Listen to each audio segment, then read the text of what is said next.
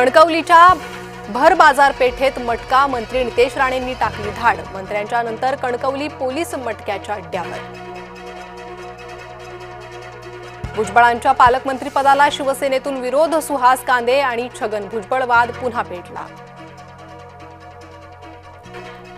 रुग्णालयाच्या खाटेवर विसावला कुत्रा। आरोग्य राज्यमंत्री बोर्डीकर यांच्या मतदारसंघातील प्रकार।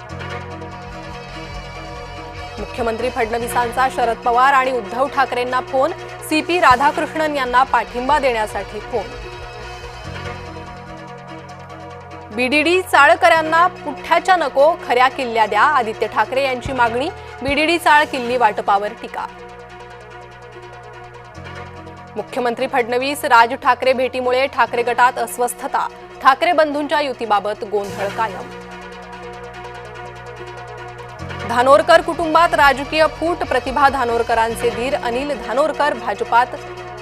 भद्रावती पालिकेचे राजकीय समीकरण बदलणार।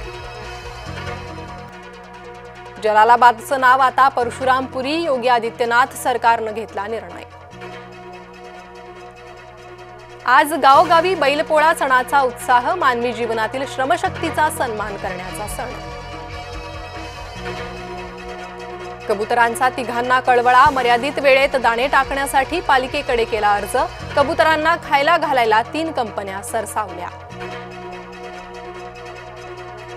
कबूतर हत्ती हे विषय नागरी समस्यांपेक्षा मोठे झालेत। नागरी समस्या सुधारण्याचा प्रस्ताव मुख्यमंत्र्यांना दिला। राजकडून विकासाची आणखी एक ब्ल्यूप्रिंट। शेतकरी कर्जमाफी आणि आरक्षणाच्या मुद्द्यावर संभाजी ब्रिगेडचं लक्षवेधी आंदोलन। नांदेड जिल्हाधिकारी कार्यालयासमोर थाळीनाद करत वेधलं लक्ष। जय महाराष्ट्रच्या बातमीचा इम्पॅक्ट। बुलढाण्यातील 11,000 झाडांची कत्तल प्रकरण। विनापरवानगी झाडं कापणाऱ्यांना कायदेशीर कारवाई होणार। कुत्र्यांच्या त्रासासाठी अधिकाऱ्यांवर कारवाई का करू नये? मुंबई उच्च न्यायालयाच्या नागपूर खंडपीठाचा सवाल। राज्यात 20,12,000 हेक्टर क्षेत्रावरील पिकांचं नुकसान। कृषी विभागाकडून प्राथमिक अंदाज जाहीर। नाशिकमध्ये पाऊस थांबला, मात्र गावात पाणी भरलेलंच। गंगापूर धरणातून विसर्ग वाढवल्यानं जागोजागी पाणी तुंबलं। रामकुंड आणि गोदा घाट पाण्यात।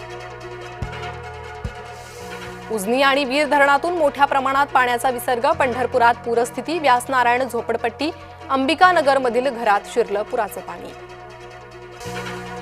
नांदूर मधमेश्वर धरणातून 8 वक्रकार गेटच्या माध्यमातून 45,765 क्युसेक पाण्याचा विसर्ग। नदीकाठच्या गावांना सतर्कतेचा इशारा। शहापुरात खड्ड्यांचा अनोखा निषेध। युवकानं चक्क खड्ड्यातील घाण पाण्यानं धुतलं तोंड। पाकिस्तानचे माजी पंतप्रधान इम्रान खान यांना 8 प्रकरणांमध्ये जामीन मंजूर। मात्र 9व्या खटल्यातील जामीन अर्जावर निकाल प्रलंबित असल्यानं तूर्त मुक्काम तुरुंगातच।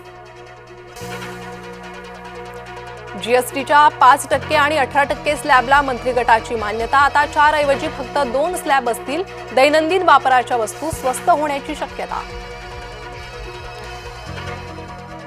पाकड्यांसोबत क्रिकेट खेळण्यासाठी केंद्र सरकारचे अजब तरकट।